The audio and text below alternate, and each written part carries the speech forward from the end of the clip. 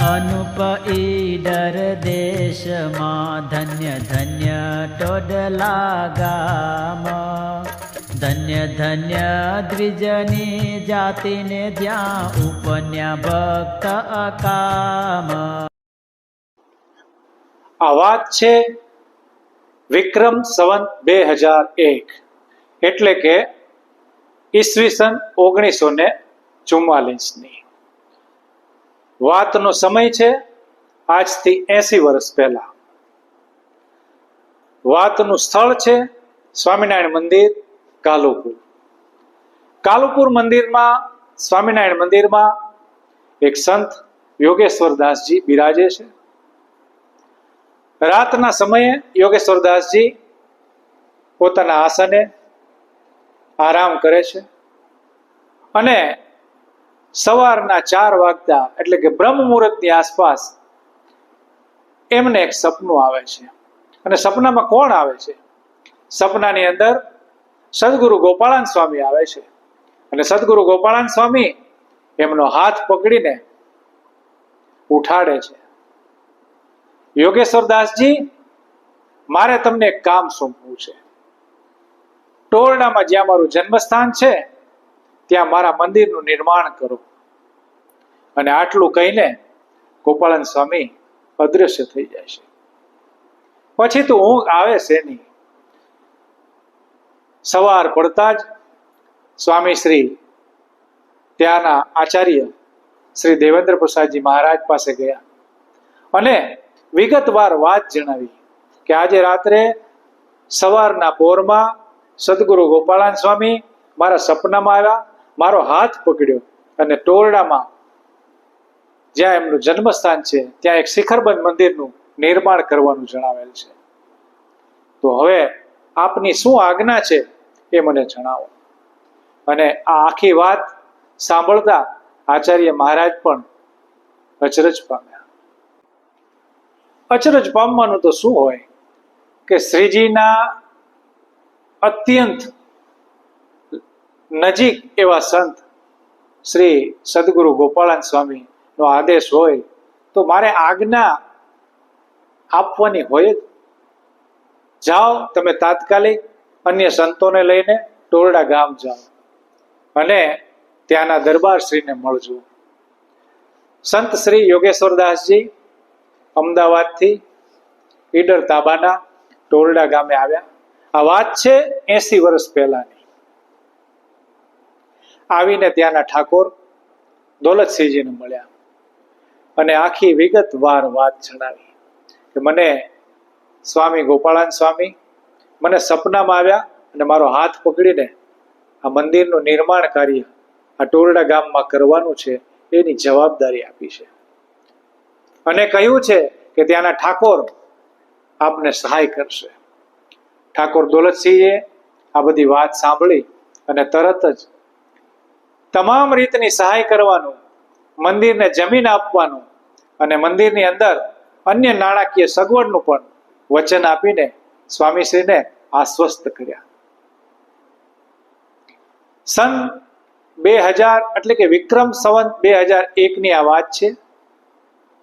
એટલે કે 1944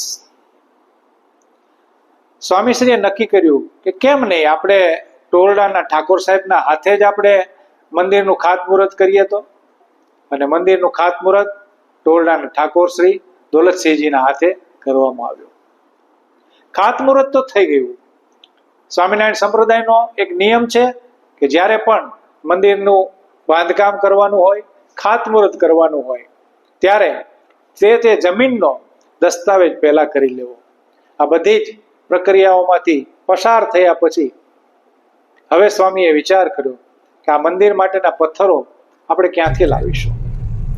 આજુબાજુના વિસ્તારોમાં નજર દોડાવતા ટાંકાટોકાની આજુબાજુ 2 માઇલ દૂર આ પથ્થરો એક જૂના મંદિરોમાંથી જડી આવ્યા. પણ સ્વામિનારાયણ સંપ્રદાયનો એક નિયમ છે, કોઈને પણ પૂછ્યા વગર કોઈ વસ્તુ લેવાતી નથી. એટલે આ જમીન અને આ મંદિરના પથ્થરો ઈડર સ્ટેટમાં એના તાબા હેઠળ આવતા હોય સ્વામી અને ટોરડાના ઠાકોર શ્રી ઈડરના મહારાજા હિંમતસિંહજીને મળવા ગયા હિંમતસિંહજીને સ્વામી ગોપાળાન સ્વામીની સપનાની વાત જણાવી અને ટોરડાની અંદર સ્વામિનારાયણ મંદિરનું નિર્માણ કરવા માટે આ પથ્થરોની જરૂર છે, જેની જરૂરી પરવાનગી આપવા માટેની વિનંતી કરી. મહારાજા હિંમતસિંહજીએ તુરંત જ મંજૂરી આપી અને સાથે પરવાનો પણ આપ્યો કે જાઓ, આ પથ્થરો તમે વિનામૂલ્યે આ મંદિરની અંદર વપરાશ કરો. પથ્થરોને ગાડામાં લઈને ટોરડા ગામે લાવ્યા. હવે આ મંદિર જ્યાં ખાતમુહૂર્ત કરેલું છે ત્યાંની એક રસપ્રદ વાત છે. ત્યાં રાધા કૃષ્ણની મૂર્તિઓ છે. સ્વામીશ્રીએ ઠાકોર સાહેબને પૂછ્યું કે આ રાધા કૃષ્ણની મૂર્તિઓની પાછળનો ઇતિહાસ શું છે. ત્યારે ઠાકોર સાહેબે જણાવ્યું કે આ રાધા કૃષ્ણની મૂર્તિઓ તો જ્યારે ટોરડા ગામમાં તોરણ બંધાણું ત્યારની આ મૂર્તિઓ છે. પરંતુ વિશેષ મૂર્તિઓનો મહિમા એ છે કે ગોપાળાન સ્વામી જ્યારે ખુશાલ ભટ્ટના સ્વરૂપે અહીંયા ટોરડા ગામમાં રહેતા ત્યારે 18 વર્ષ સુધી આ મૂર્તિઓની સેવા પૂજા કરેલી છે. અને આ મૂર્તિઓને તો ખુશાલ ભટ્ટે એ વખતે એ પણ કીધું કે આ મૂર્તિઓની અંદર હું પ્રાણ પૂરી દઉં, કયો તો હું એને દૂધ પીવડાવું. ત્યારે લોકોએ વંદન કરીને કહ્યું કે સ્વામી ફક્ત દૂધ પીવડાવો, એમને જીવંત નથી કરવી. અને સ્વામીએ ત્યારે એ મૂર્તિઓને દૂધ પીવડાવેલું હતું.